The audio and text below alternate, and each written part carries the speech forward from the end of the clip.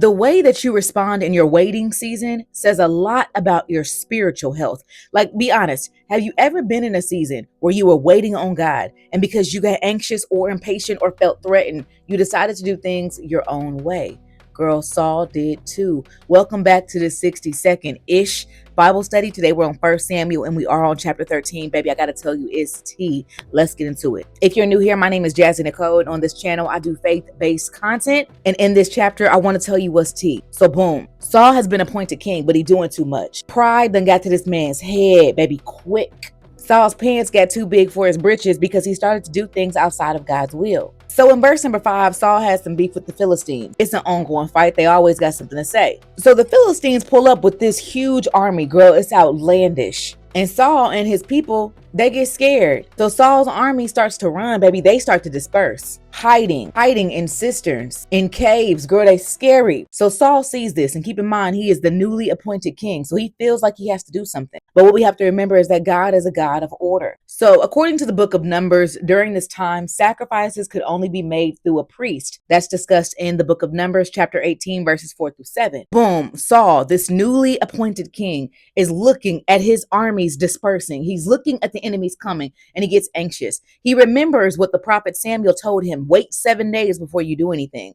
So Saul waits the 7 days, and once the 7 days is up, Saul's like, okay, bro, it must be my turn to go. So Saul decides on his own, as a king, not a prophet, not a priest, but as a king, he decides on his own to sacrifice to the Lord. Again, according to the book of Numbers, this was not okay. As soon as he's done sacrificing, guess who pull up?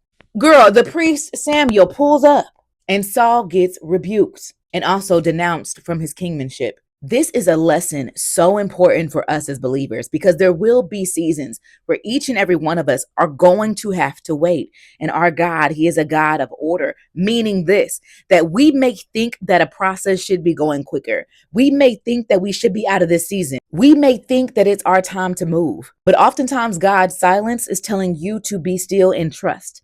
See, instead of trusting, Saul decided to move on his own accord. And it not only cost him an army, it didn't only cost him money, but it also cost him his position and purpose. See, the waiting season is hard, but it reveals a lot to us. It reveals our level of spiritual health. It reveals how much we really say we trust God. Because if you can trust him in the waiting season, if you can still say, God, I thank you while you're waiting, if you can still praise and worship in the waiting season, if you can still stay obedient in the waiting season, then imagine how prepared you will be for the next level that God is trying to take you to. Here's my question for you today. How is your waiting season going? Love you. Bye.